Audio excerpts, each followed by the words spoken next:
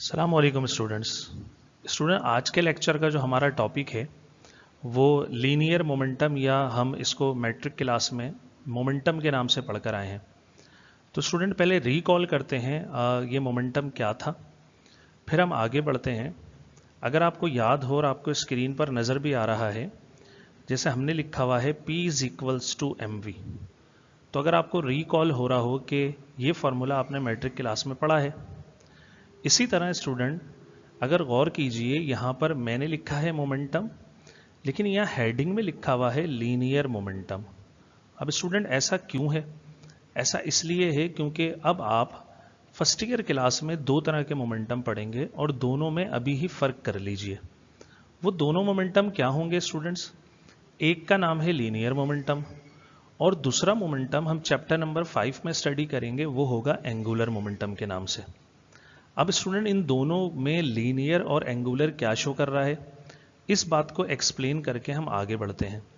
Student ये linear का word और एंगुलर का वर्ड मोशन को शो कर रहा है, क्योंकि मोमेंटम का ताल्लुक बॉडी की मोशन से होता है और मोशन हम दो टाइप या उससे ज़्यादा टाइप की पढ़ते हैं। हमने दो टाइप के मोमेंटम को अलग करा। इस चैप्टर में जो हम मोमेंटम पढ़ने जा रहे हैं वो लीनियर है, मतलब जो बॉडी मूव करेगी स्टूडेंट्स वो करेगी आपकी स्ट्रेट लाइन में, जिसको हम रेक्टिलिनियर मोशन के नाम से भी जानते हैं। इसी तरह चैप्टर 5 में जो हम मोमेंटम स्टडी करेंगे वो मोमेंटम होगा स्टूडेंट्स एंगुलर मोमेंटम। वहां पर स्टूडेंट जो हमारे पास मोशन होगी बॉडीज की वो कौन सी होगी? वो सर्कुलर मोशन होगी, मतलब बॉडी सर्कुलर पाथ पर मूव करेगी। तो उससे रिलेट करते हुए मोमेंटम का नाम क्या रखा गया? Angular momentum. अब स्टूडेंट अगर आप यहाँ पर देखें मोमेंटम क्या है, आपसे सवाल किया जाए तो आपको इतना मालूम होगा, क्योंकि बहुत ज़्यादा फ्रिक्वेंटली जो डेफिनेशन पढ़ी जाती है और पढ़ाई जाती है वो ये पढ़ाई जाती है कि दरअसल ये मोमेंटम जो है इक्वल्स होता है the mass multiply by the velocity of the object. या स्टूडेंट आप यहाँ देख लीजिए, यहाँ पर मोमेंटम है मास मल्टीप्लाई वेलोसिटी। कई अल्फाजों में इसको रीड किया जाता है momentum is equal to mass multiply velocity, या आप इसको ऐसे भी कह सकते हैं मोमेंटम क्या है? मोमेंटम है the product of mass and velocity. अब स्टूडेंट क्योंकि ये लीनियर मोमेंटम ही है तो आप इस बात का ख्याल करिएगा कि अगर मैं इस चैप्टर में मोमेंटम कहता हूं तो वो लीनियर मोमेंटम की तरफ ही इशारा है। अब स्टूडेंट थोड़ा सा आगे बढ़ते हैं। क्या मैंने कहा जो ज़्यादातर डेफिनेशन पढ़ी जाती है वो यही है कि मोमेंटम जो है वो मास और वेलोसिटी का प्रोडक्ट है? क्या इसके अलावा कोई और डेफिनेशन नहीं है? बिल्कुल है। स्टूडेंट आगे बढ़ते हैं और हम देखते हैं मोमेंटम की और क्या डेफिनेशन हो सकती है। तो स्टूडेंट्स आपको स्क्रीन पर ये दिखाई दे रहा होगा कि मोमेंटम क्या है? Quantity of linear motion in a body. दरअसल मोमेंटम क्या होता है? वो क्वांटिटी होती है किसकी? Linear motion. अब ये लीनियर मोशन का वर्ड क्या यूज़ किया गया है स्टूडेंट्स? दरअसल मैंने अभी आपको बताया कि लीनियर मोशन का मतलब है कि बॉडी मूव करेगी ऑन अ स्ट्रेट लाइन, या बॉडी की जो मोशन होगी वो कौन सी होगी? रेक्टिलिनियर मोशन होगी। तो बिल्कुल सही है, quantity of motion linear motion in a body क्या कहलाता है? लीनियर मोमेंटम कहलाता है। अब स्टूडेंट अगर दूसरी क्वांटिटेटिव अगर हम डेफिनेशन की तरफ आएँ कि ये जो क्वांटिटी ऑफ मोशन है हमें मालूम करके कौन देगा, तो वो ये फार्मूला है जो आपको दिख रहा है।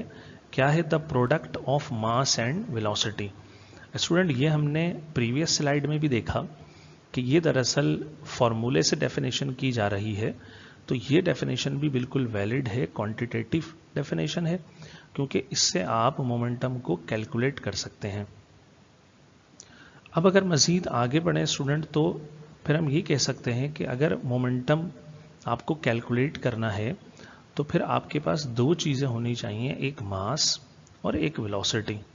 ठीक, तो हम ये कह सकते हैं कि मोमेंटम डिपेंड करता है किसके ऊपर? मास पर और वेलोसिटी पर।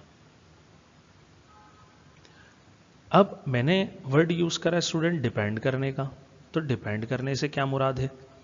किस तरह डिपेंड करेगा? तो स्टूडेंट्स डिपेंड करने से मुराद ये है हम ये पढ़ कर आए हैं 10th क्लास के अंदर के दरअसल क्वांटिटीज़ के बिटवीन रिलेशन होते हैं, और वो रिलेशन फिजिक्स में दो तरह के होते हैं, या तो वो डायरेक्ट रिलेशन होता है या वो इनवर्स रिलेशन होता है।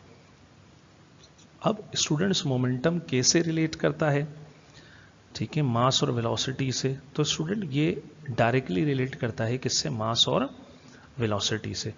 यहाँ पर मैं अगर आपको कुछ एग्जांपल्स कोट कर दूं तो स्टूडेंट मोमेंटम का फॉर्मूला होता है P is equals to mv। अगर मैं यहाँ कुछ एग्जांपल कोट करूँ, जैसे अगर आप नोट करें एक बॉल है और वो बॉल कुछ वेलोसिटी से मूव कर रही है, लेकिन एक उसके साथ एक ड्रम है, वो भी कुछ वेलोसिटी से मूव कर रहा है और दोनों की वेलोसिटी सेम है। अगर मैं ये कहूँ कि इन दोनों में मास किसका ज़्यादा है, तो ऑब्वियस सी बात है कि स्टूडेंट आप कहेंगे वो जो ड्रम स्लाइड कर रहा है उसका मास जो बॉल है उससे क्या होगा, ज़्यादा होगा। लेकिन अगर ये पूछूं स्टूडेंट के जो बॉल मूव कर रही है उसको रोकना ज़्यादा इजी होगा या ड्रम को रोकना इजी होगा, तो आपका जवाब यही होना चाहिए कि ड्रम को रोकना मुश्किल है और बॉल को रोकना क्या है, आसान है।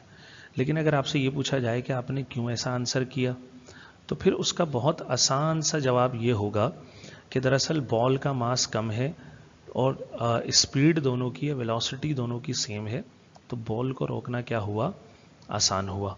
तो पता ये लगा आसान, रोकना आसान मतलब ये होता है कि हम उसके ऊपर फोर्स क्या लगाएंगे, मिनिमम अमाउंट में लगाएंगे।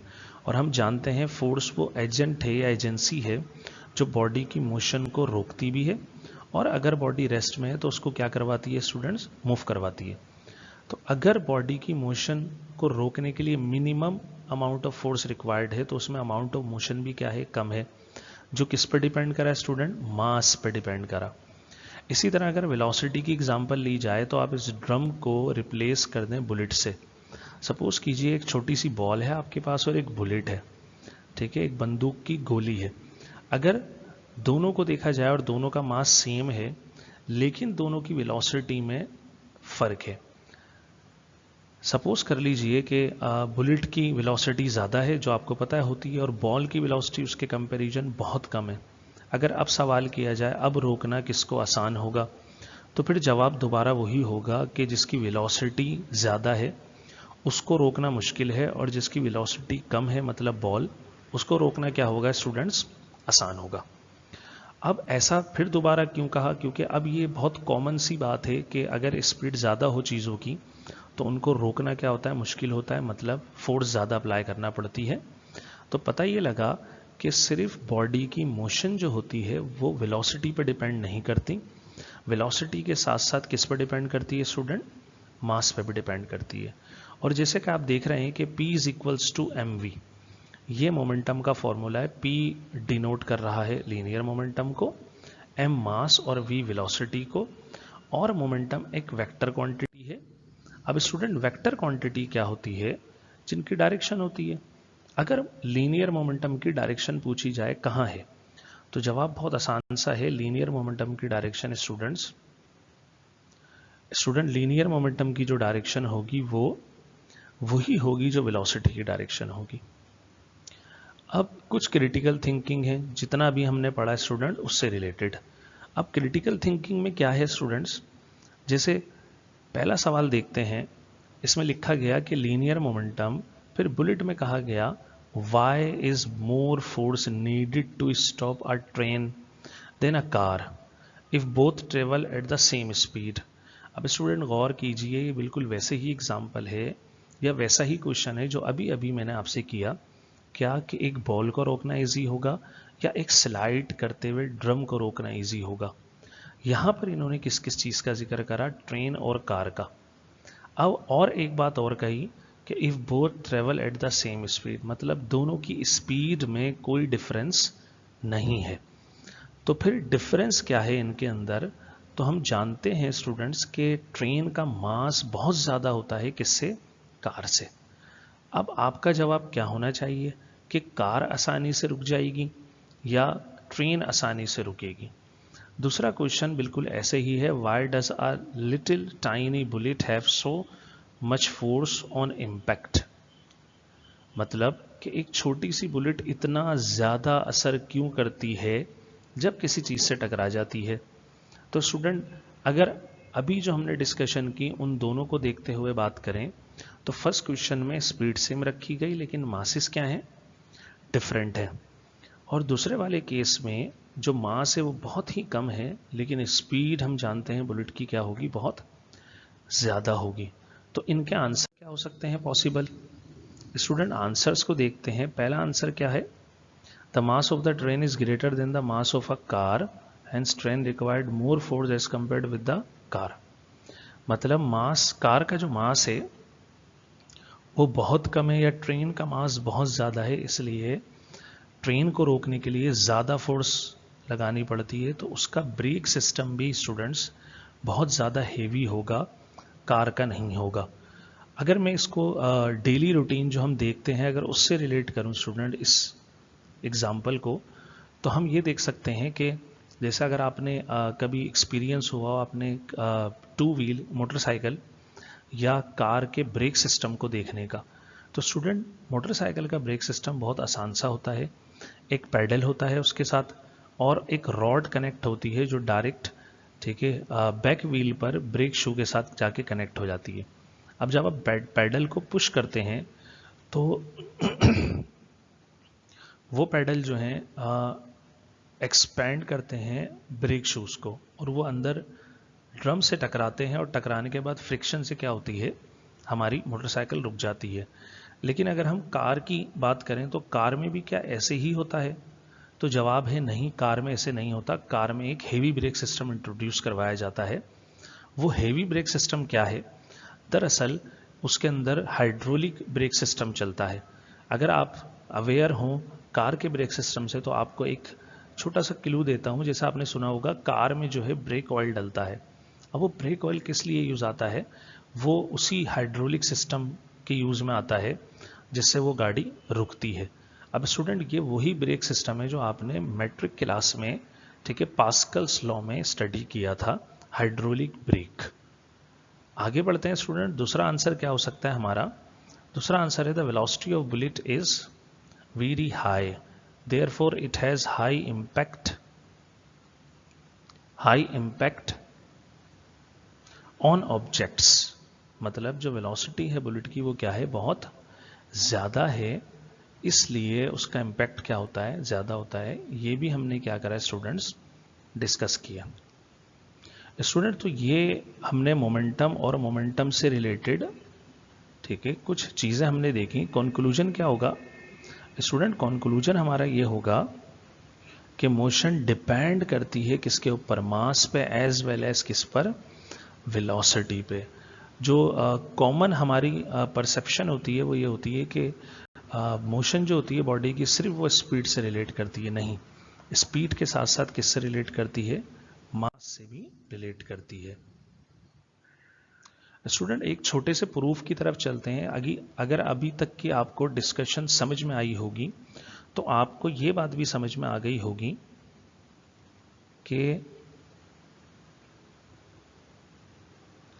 कि मोमेंटम जो है वो दो चीज़ों पर डिपेंड करता है। एक ये कि हमारे पास मास पर और वेलोसिटी पर। अब स्टूडेंट, अगर ये सवाल किया जाए कि जो मोमेंटम है, अगर बॉडी में मोमेंटम ज़्यादा है तो क्या उसको रोकने के लिए फोर्स ज़्यादा लगाना पड़ेगी, और अगर मोमेंटम कम है तो उसको रोकने के लिए फोर्स क्या कम लगाना पड़ेगी? तो अभी तक की डिस्कशन से हमने यही सीखा, जी बिल्कुल ऐसे ही है। अगर हमारे पास मोमेंटम ज़्यादा होगा, वो किसी भी वजह से हो, वो दो वजूहात हो सकती हैं, मास और वेलोसिटी। तो यहाँ पर जो क्वेश्चन है अगर स्टूडेंट उसको रीड करें तो कहा जा रहा है prove that the rate of change of linear momentum is equal to applied force. मतलब जो चेंज होगा मोमेंटम का, रेट का मतलब स्टूडेंट, रेट का मतलब है टाइम, ठीक है, टाइम के लिहाज से जो मोमेंटम चेंज होगा वो किसके इक्वल होगा या किसकी वजह से होगा, फोर्स। अब स्टूडेंट, अगर मोमेंटम चेंज करना है तो दो तरह कर सकते हैं हम। एक ऑप्शन हमारे पास मास वाला है और एक वेलोसिटी वाला है। स्टूडेंट, मास वाला कॉन्सेप्ट यूज करना थोड़ा मुश्किल होता है। उसकी वजह यह है स्टूडेंट्स कि आप किसी भी चीज़ का मास बहुत फ्रिक्वेंटली चेंज नहीं कर सकते, मतलब कम और ज़्यादा, जब बॉडी मूव कर रही होती है। हाँ, कॉमन लाइफ में हम वेलोसिटी चेंज करने वाला जो ऑप्शन है वो इजीली अचीव कर सकते हैं। जैसे अगर एक बॉडी मूव कर रही है, ठीक है, आप कार की एग्जांपल ले लें या कोई भी व्हीकल ले लें, कोई भी गाड़ी ले सकते हैं आप। अगर वो मूव कर रही है और मूव करते करते आपको कहा जाए कि इसका मोमेंटम चेंज करें, तो ऑब्वियस सी बात है स्टूडेंट कि आप ऐसा तो नहीं होगा कि कार के कुछ सामान को बाहर फेंकेंगे।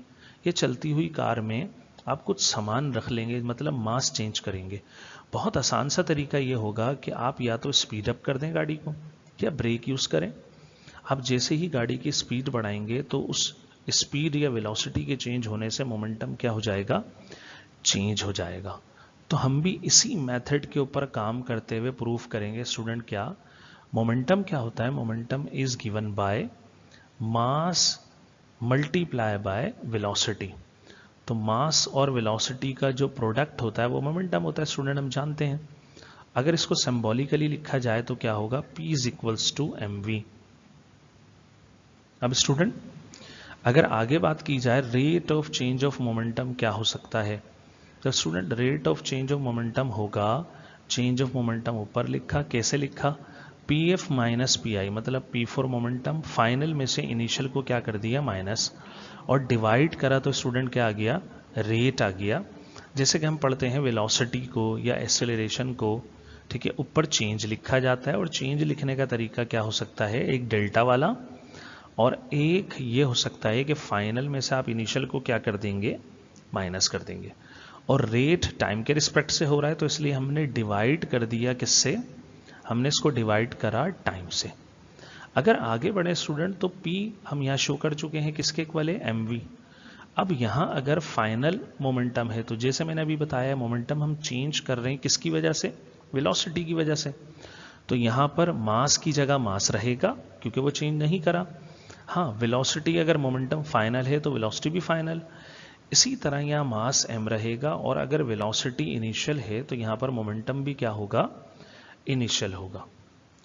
अगर स्टूडेंट नेक्स्ट स्टेप की तरफ बढ़ा जाए तो हम देख सकते हैं यहाँ पर मास कॉमन है, ये हमने कॉमन कर लिया, और ब्रैकेट में रह जाएगा V F minus V I divided by T.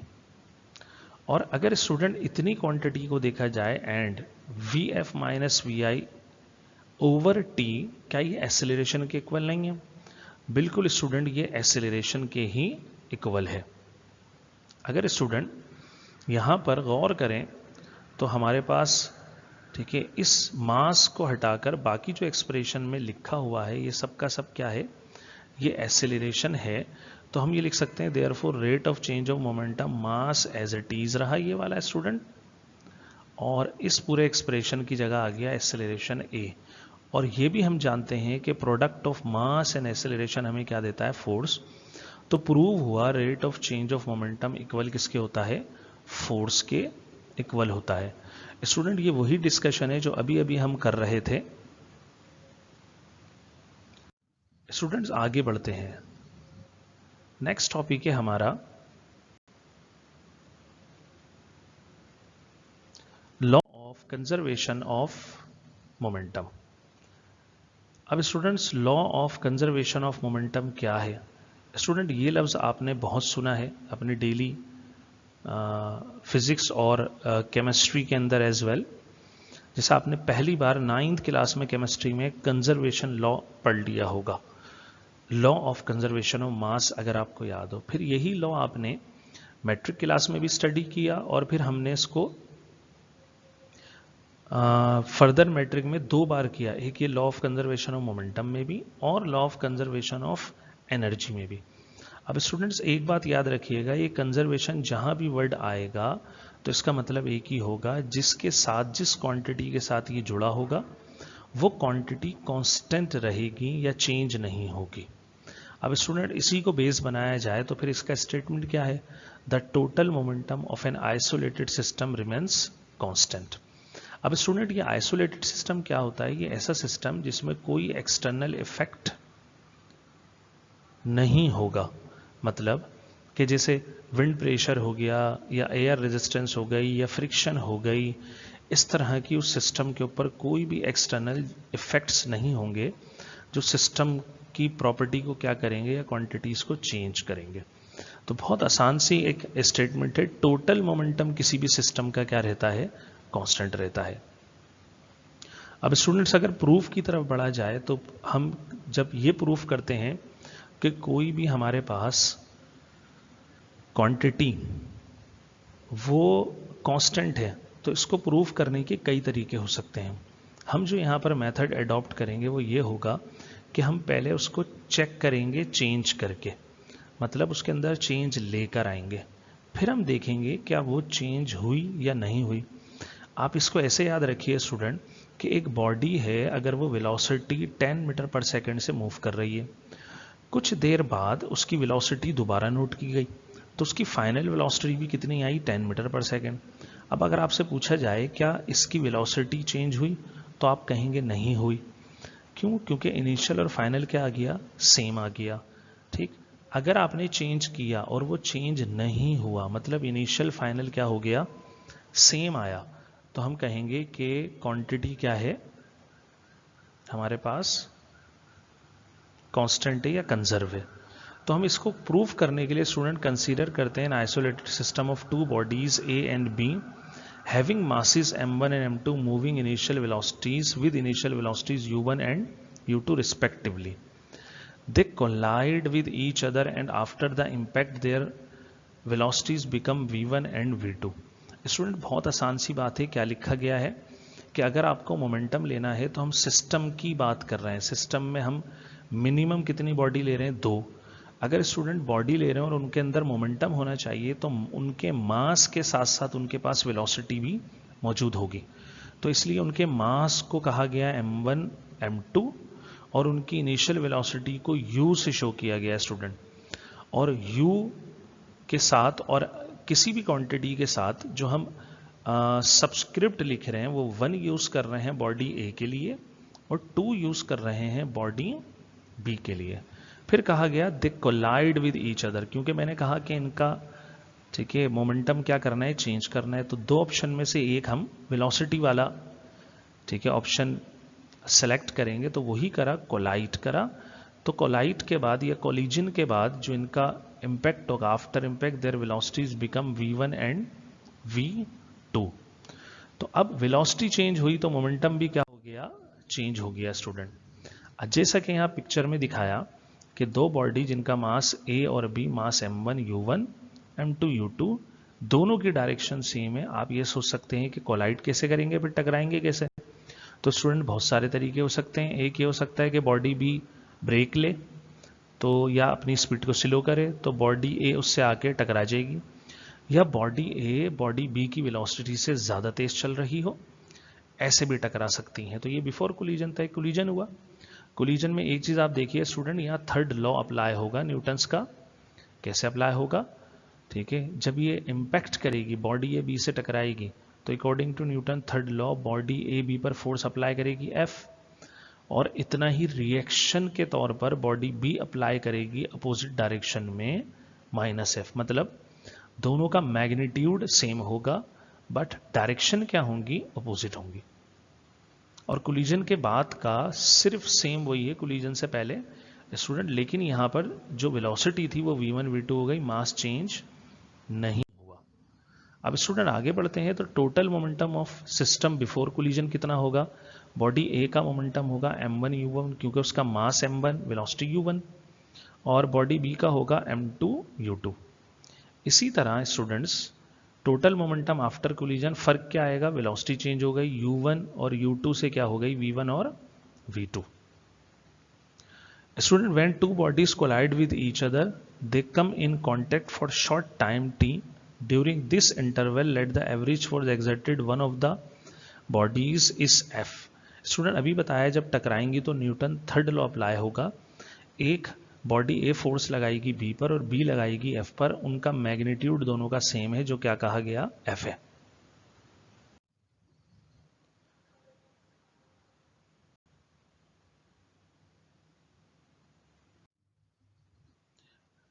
Student, तो फिर हम जानते हैं कि we know that the rate of change of linear momentum is equal to applied force.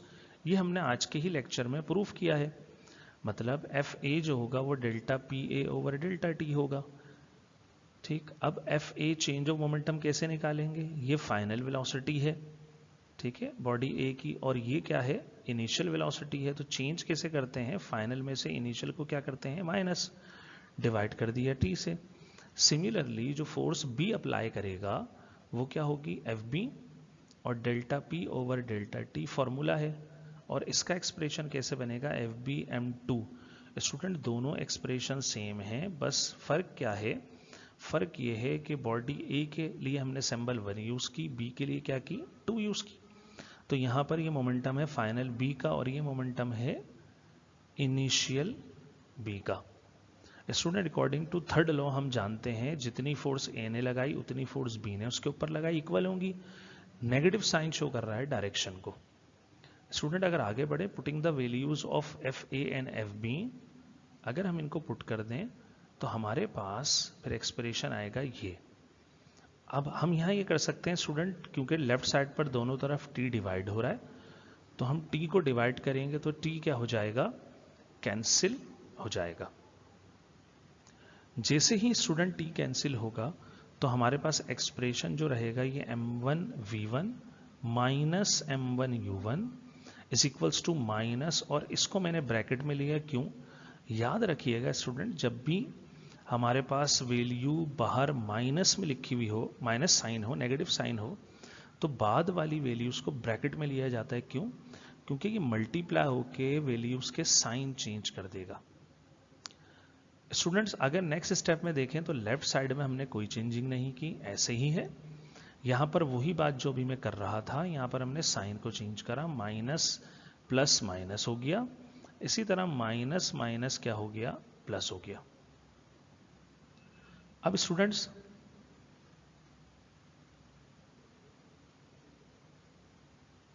Next step अगर देखें तो नेक्स्ट स्टेप में जस्ट हमने क्या करा है? मूव करा है। इस नेगेटिव वाली वैल्यू को लेफ्ट से हम राइट पर ले गए, और इसको राइट से कहां ले आए? लेफ्ट पर ले आए।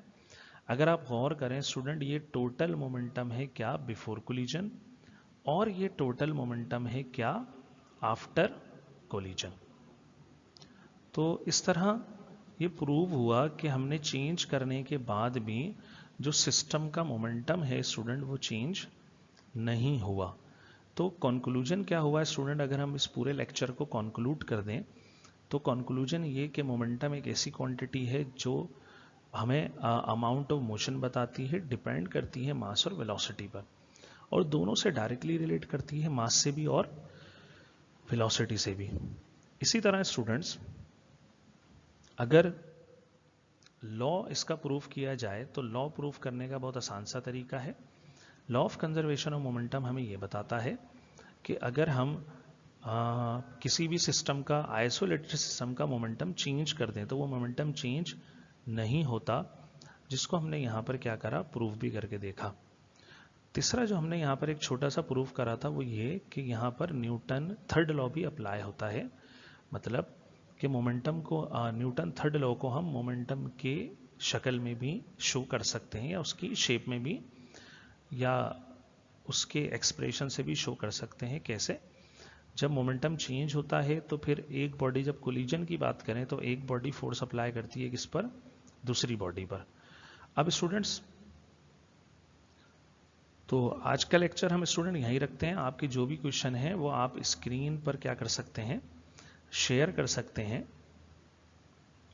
तो उनका हम आंसर इंशाल्लाह आपको करेंगे।